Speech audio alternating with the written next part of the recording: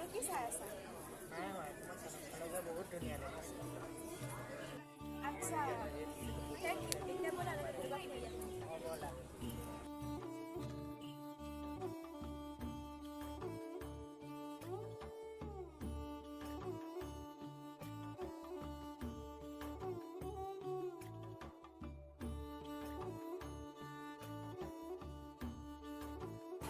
সেইদিনা স্কুলত লগ পোৱাটো ভবাই নাছিলোঁ জানা, আমি যে দুই নগাঁৱৰে মানুহ। একেঠাইৰ মানুহ হয় কিন্তু বেয়া লগা নাই নে কি কোৱা অনন্যা?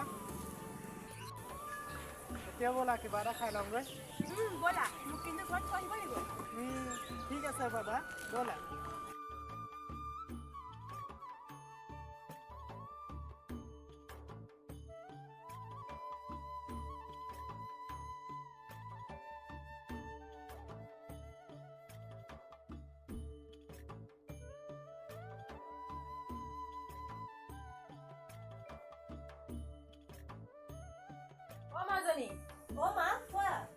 তোক কিমান ক'ব লাগে প্ৰিয় মোৰ লগত কথা নাপাতিবি বুলি। দৰকাৰ নাই, তই তেতিয়া বহুত সৰু হৈ আছিলি, সেইকাৰণে হয়তো তোৰ কথাবোৰ ভালকৈ মনত নাই, কিন্তু মোৰ সকলোবোৰ মনত আছে।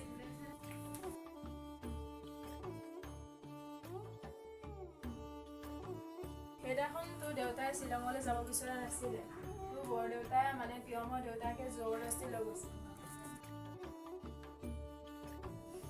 সেইদিনাখন লগত আছিল পুৰণি গুদামৰ ৰমেশ বৰুৱা।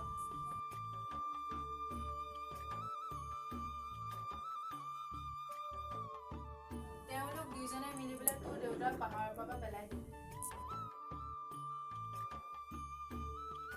তেওঁ নতুনকৈ বিজনেছ এটা আৰম্ভ কৰিছিলে, একোৱে নহ'ল।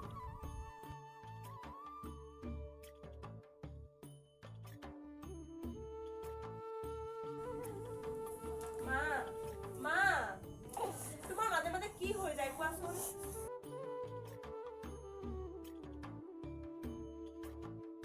মা, তুমি পাহৰি কিয় যোৱা? এতিয়া আমাৰ দেউতাই নহয়, বৰদেউতা আৰু সেই ৰমেশ বৰুৱাও আমাৰ মাজত নাই। মা, ভাবাচোন তুমি, যদি সেই ঘটনাটো বৰ্তা আৰু ৰমেশ বৰুৱাই ঘটালেহেঁতেন তেনেহ'লে তেওঁলোকো আমাৰ মাজত থাকিল। সেইদিনা ঘটনাটোত গাড়ীখন একেবাৰে তললৈ পৰি গৈছিল আৰু তাতে তিনিওজনৰ মৃত্যু হৈছিল। আমিতো তাত নিজে গৈ চাইছিলো ন মা। মই এইবোৰ একো নাজানো। এই দুইটা পৰিয়াল মোৰ শত্ৰু আছিল, আছে আৰু সদায় থাকিব। কিন্তু মা, বৰ্তা পৰিয়ালকতো আমিও কৰো ন? নকৰো আমি বৰ্তা পৰিয়ালত। এইটো কথা তই আগলৈ পাহৰি যোৱাটো মই নিবিচাৰো, বুজিলি? এতিয়া কাইলৈ তো পলিটিকেল নাই জানো? মা শুনাচোন, তুমি এতিয়াও এটা ঘটনাৰ মাজতে সোমাই আছা। সত্যটো কি মানি লোৱা মা, নহলে পিছত দাদাৰ সন্মুখত তুমি মোক দেখুৱাব নোৱাৰা হবা।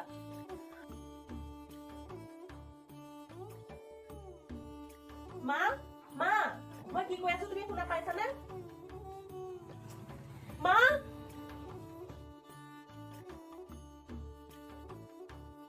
এই মাজনী যে কথাবোৰ কেতিয়া বুজি পাব নহয়। দাদা আকৌ শুনি গল। দাদা ক'ত আছ তই?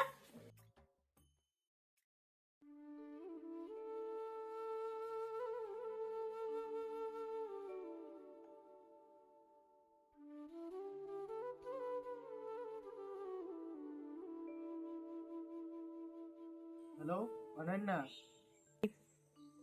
আজি ডাঙৰ কথা এটা হ'ল। কি হ'ল অনন্যা? কথাবোৰ ভালকে কোৱাচোন। মই কৌশিকৰ পৰা আহি বহিছিলো আৰু মোবাইলটো চকীত থৈ মই ফ্ৰেছ হ'বলৈ উঠি গৈছিলো।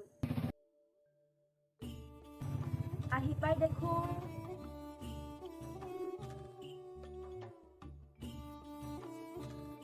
অনু, তই পেলাই আহাচোন। বৌ, কি কোৱাচোন?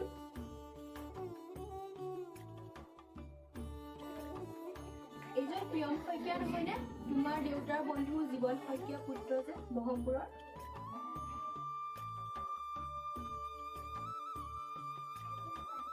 চোৱা অনু, তুমি এতিয়া ডাঙৰ হৈছা, ভাল বেয়াটো তুমি নিজেই বিচাৰ বিবেচনা কৰিব পৰা হৈছা। সেইবাবে মই তোমাক একো নকওঁ, কিন্তু এটা কথা মনত পেলাই দিওঁ, সেই ল'ৰাজনৰ দেউতাকৰ কাৰণে তোমাৰ দাদা আজি আমাৰ মাজত নাই। এইটো লোৱা অনু। ৰ বাবু, ময়ো তোমাক এটা কথা মনত পেলাই দিওঁ, শুনা। এতিয়া আমাৰ মাজত জীৱন শইকীয়া আৰু তেওঁৰ ভায়েক অনুপম শইকীয়াও নাই। যদি তেওঁলোক নোহোৱা হোৱাৰ কাৰণে মোক দুখ থাকিব নোৱাৰে, তেনেহলে দাদা নোহোৱা হোৱাৰ কাৰণে জীৱন শইকীয়া ল'ৰাৰ প্ৰিয়ম শইকীয়া কেনেকে দুখ থাকিব পাৰে? হিয়া আৰু ৰিয়াক বৰ্ডিং স্কুলৰ পৰা লৈ আহা। এনেকে হৈ থাকিলে হয়তো মই ইয়াত আৰু নাথাকিব পাৰো। দুইজনী যজা জীয়ৰীৰ লগতে থাকিবা সুখেৰে। অনু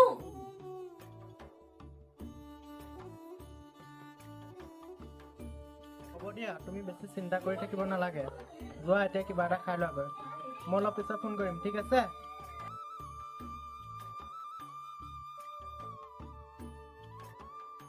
ঠিক আছে দিয়া, হ'ব বাই।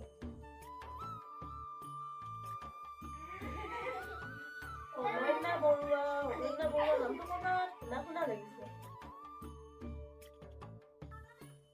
অনন্যা বৰুৱা? এইটো চোন ৰমেশ বাবুৰ ভৈনীয়েকৰ না। কি ৰমেশৰ ভনীয়েক? এক্সিডেণ্টৰ সময়ত আমি যেতিয়া তালৈ গৈছিলো, তেতিয়া মীনাক্ষী মানে ৰমেশৰ পত্নীৰ লগত তাইও আহিছিল। তেতিয়াই কাৰোবাৰ মুখত মই নামটো শুনিছিলো, কিন্তু তই আজি তাইৰ নাম কিয় উলিয়ালি? সেইখন ঘৰত কোনো মানুহৰ লগত আমাৰ একো কথা থাকিব নোৱাৰে। দাদাই তাইৰ লগত কথা পতা গম পাই যদি কেনেবাকৈ মায়ে নহয়, সঁচাকৈ এইখন যে একদম ৰামায়ণ মহাভাৰত হ'বগৈ। তাতকৈ একো নোপোৱাই ভাল হ'ব। আগতে দাদাৰ লগত মই নিজে কথা পাতিব লাগিব, জানি ল'ব লাগিব আচলতে কথাখিনি কি হৈছে। কি হ'ল তোৰ? একো নকলি যে? কি হৈছে তোৰ? সঁচা কথা কচোন। নাই মা, আচলতে ময়ো এই নামটো ক'ৰবাত শুনিছিলো। তেনেকুৱা হলেতো ভালেই, নহলে সেইখন ঘৰৰ লগত মিতিয়ালিকৰ প্ৰতিজন মানুহে মোৰ শত্ৰু হয়। এতিয়া অলপ সাৱধানে চলিবি। এতিয়া যা, ককায়েক মাতি লাগিব, সময় বহুত হ'ল, মই ভাত যাওঁ। মই কাৰো কাৰণে ৰৈ থাকিব নোৱাৰো নহয়।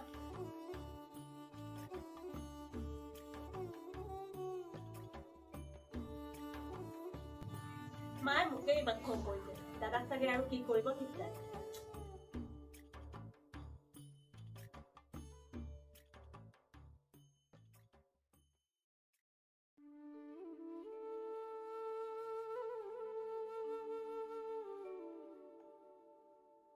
দাদা, তোৰ লগত মোৰ অলপ কথা আছিলে। এতিয়া কিন্তু ক'তো ওলাই নাযাবি দেই। এক্সাম শেষ হোৱাৰ পিছত ক'ত যাৱ যাবি। সেইবোৰ বাদ দে বাৰু। এনে অনন্যা বৰুৱা কোন হয় বাৰু, তই মোক কচোন। দাদা, অনন্যা ৰমেশৰ ভনীয়েক হয় ন? অনন্যা? দাদা, অনন্যা। তই গম পাৱনে? অনন্যাৰ কথা গম পাই মায়ে কিমান খং কৰিছে। এইবোৰ কিন্তু একদম ভাল কথা নহয়। কিন্তু মায়ে অনন্যাৰ কথা গম পালে কেনেকৈ?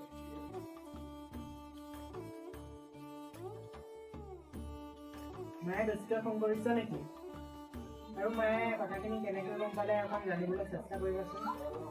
কেনেকৈ গম পালে সেইটো বাদ দে, কিন্তু এটা কথা জানি থবি যে এই কথাটো মায়ে কেতিয়াও মানিব। কাৰণ সেই ঘৰখন মায়ে ইমান দিনে শত্ৰু ঘৰ বুলি ভাবি আহিছে। শত্ৰুতা কোনে কৰিছে? শত্ৰুতা কেতিয়াও কৰা নাই, কিন্তু মায়ে সদায় সেই ঘৰখন শত্ৰু ঘৰ বুলি ভাবি আহিছে।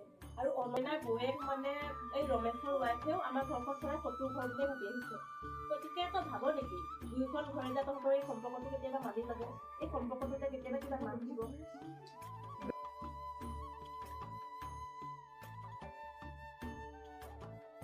তই এতিয়া ফোন কৰি যা, মই কিবা এটা কৰিম বাৰু। যি কৰ সোনকালে কৰ। এটা কথা মনত ৰাখিবি, দিন বাগৰাৰ লগে লগে শত্ৰুতা কমি নাযায়, দিনক দিনে বাঢ়িহে যায়।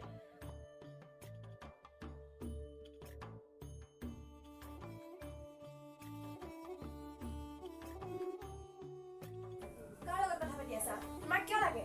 তোমাক কিমান বাৰ ক'ব লাগে যে তোমাৰ প্ৰিয়মৰ লগত কোনো ৰিলেশ্যন থাকিব নোৱাৰিব? তোমাৰ কথা গুৰুত্ব দিব লাগে বুলি মই পইচা ভোট নকৰো। কি কলি তই মোক? কি কলি? ওলা তই মোৰ ঘৰৰ পৰা। কি মোৰ ঘৰ কৰি থাকা হে? তোমাৰ সমানে এখন ঘৰত মোৰ অধিকাৰ আছে।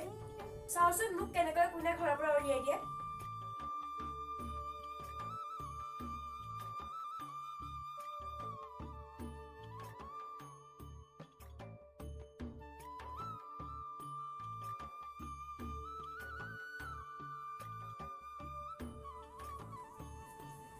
প্ৰিয়াংশী, প্ৰিয়মীয়া লৰালৰিকে ক'লে গৈছে অ'। তাক দেখি এনেকা লাগিছে তাৰ কিবা এটা সমস্যা হৈছে। কি সমস্যা হৈছে নেকি কিবা? আচলতে মা মানে দাদাই মানে অনন্যা সেইদিনাখন সেইকাৰণে তই অনন্যা শইকীয়া নামটো লৈ আছিলি। সঁচাকৈ যদি এনেকুৱা কিবা এটা হয় নহয় তেনেহ'লে কিন্তু সি এইখন ঘৰত থাকিব নোৱাৰিব, মই কৈ দিছোঁ। মা তুমি যদি দাদাক নিজৰ বুলি নাভাবাও নহয়, তথাপিতো কিন্তু তুমি এইখন ঘৰৰ পৰা দাদাক উলিয়াই দিব নোৱাৰা। কাৰণ এইখন ঘৰত দুজন ককাই ভাই, আৰু দুইজন ককাই ভাইৰে সন্তানৰ দুইজনৰে অধিকাৰ আছে, আৰু সেইটো কাৰণে তাক উলিয়াই দিয়া অধিকাৰ কাৰোৱে নাই।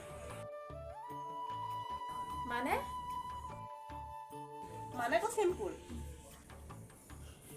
মানে বৰ্তাৰ একমাত্ৰ উত্তৰাধিকাৰী দাদা, আৰু দেউতাৰ মই,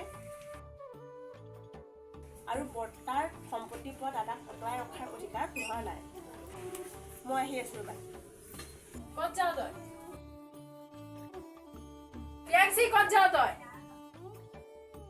আৰে কৈ নাযাৱ কিয় তই?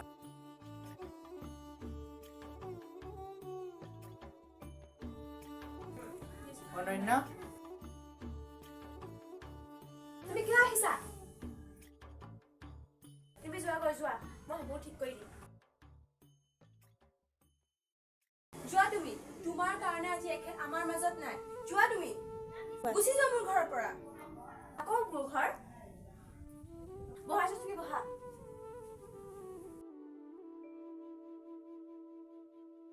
ৰব ভণ্টি তই ইয়ালৈকে আহিছ? ৰ দাদা, এওঁৰ লগত মোৰ অলপ কথা আছে। তাৰ আগতে তই দেউতা আৰু বৰ্তাক মাতি আনি যা। ভণ্টি তই এইবোৰ কি কৈছ? তেওঁলোকচোন হয়তো, কিন্তু সেইটো কথা এখেতে বিশ্বাস নকৰে।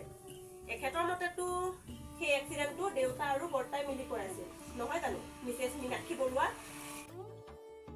চাওক, আপোনাৰ মতে যিটো ঘটনা হৈছিলে, মানে দেউতা আৰু বৰ্তাই মিলি ঘটোৱা কথা কৈছিলে, সেই ঘটনাটো যদি দেউতা আৰু বৰ্তাই মিলি ঘটালেহেঁতেন তেনেহ'লে তেওঁলোক আজি আমাৰ মাজত জীৱিত অৱস্থাত থাকিলেহেঁতেন। কিন্তু তেওঁলোক দুয়োজনেতো ৰমেশক লগ ধৰি লৈ গৈছিল। যি দেখিছো আপুনি হয়তো কথাবোৰ ভালকে একোৱে গম নাপায়। মানে তোমাৰ দেউতা আৰু মোৰ দেউতা দুইজন ভাল বন্ধু আছিলে, আৰু দুইজনে মিলি এটা বিজনেছ ষ্টাৰ্ট কৰিছিলে। কিন্তু বিজনেছৰ ওপৰত এজনৰো একোৱে নলেজ নাছিল। আৰু সেইকাৰণে মোৰ দেউতাই তেওঁলোকক কিবা আইডিয়া দিম বুলি কৈছিল, আৰু সেইখিনি সময়তে অনন্যা দেউতাক, মানে আপোনাৰ শহুৰ দেউতাক গা বেয়া হৈছিল। সেইবোৰ মোক ক'ব নালাগে, সেই ঘটনাটোৰ কাৰণে মই ভুক্তভোগী। হয়তো আপুনি এইটো নাজানে যে তেখেত ঢুকোৱাৰ আগতে তেখেতৰ একমাত্ৰ সন্তান ৰমেশ বৰুৱা, মানে আপোনাৰ স্বামীক সেই নতুন ব্যৱসায়টোৰ দায়িত্ব দি থৈ গৈছিলে। গতিকে সেই ব্যৱসায়টোৰ কামত য'তেই যাব লগা নহওক কিয় তেখেত যাব লাগিব। ইয়াত কাৰো গাত দুখ থাকিব নোৱাৰে। খুৰা হাততো গাড়ী নাছিল, আৰু আপোনালোকৰ ঘৰতো গাড়ী নাছিল। সেইকাৰণে মোৰ দেউতাৰ গাড়ীখনৰ লগতে দেউতাকো তেওঁলোকৰ লগত লৈ গৈছিল। বৌ, তাৰ পৰাতো কোনোৱে উভতি অহা নাছিল। তুমি মইতো তালৈ গৈছিলো ন? তুমি মই যেনেকৈ দাদাক হেৰুৱাইছিলো, ঠিক তেনেকৈ তেওঁলোকতো নিজৰ দেউতাকক হেৰুৱাইছিলে। কথাবোৰ অলপ ভাবি চোৱাচোন, ইয়াত দুখ কাৰ? দুখ নিয়তিৰ। নিয়তিয়ে যিটো বিচাৰে সেইটো কোনেও সলনি কৰিব নোৱাৰে। হৈ যোৱাটোতো আমি কেতিয়াও সলনি কৰিব নোৱাৰোঁ। হেৰাই যোৱাজনকো আমি ঘূৰাই আনিব নোৱাৰোঁ। কিন্তু আহিব লগা দিনবোৰত যাতে একো বাধা নাহে, তাৰ কাৰণেতো আমি ভাবিব পাৰোঁ ন? ইমানবোৰ কথা মই ভাবাই নাছিলোঁ। আচলতে কথাবোৰ মই মোৰ ফালৰ পৰাহে চাই আছিলোঁ। সেইবাবে হয়তো সত্যটো কি মই কেতিয়াও জানিবলৈ চেষ্টাই কৰা নাছিলোঁ। মই ভুল কৰিছোঁ, গতিকে মই মোৰ ভুলবোৰ শুধৰাব বিচাৰোঁ। যদি আপুনি আপোনাৰ ভুলবোৰ শুধৰাব বিচাৰিছে তেনেহ'লে আপুনি আমাৰ ঘৰলৈ বলক। ঘৰলৈ মাতি নি দুজনীকে বাঢ়ি থাকোঁ বুলি ভাবিছা নেকি? আচলতে বৰ নিচিনাকৈ মোৰ মায়েও গোটেই জীৱনটো দুয়োখন ঘৰৰ মাজত শত্ৰুতা হৈ থকাটোৱে বিচাৰি আছিলে। এইবোৰ কৈ আৰু মোক লাজ নিদিবা প্লিজ। আচলতে আপুনি কথাবোৰ যেনেকৈ বুজি পাইছে তেনেকৈ কথাবোৰ যদি খুৰীকো বুজাই দিয়ে তেনেহ'লে নিশ্চয় বুজি পালেহেঁতেন। ঠিক আছে, তেনেহ'লে এইবোৰ একো চিন্তা কৰিব নালাগে। এতিয়া ব'লা দুয়োখন ঘৰৰ মাজত বিয়া যোগাৰ কৰোঁগৈ।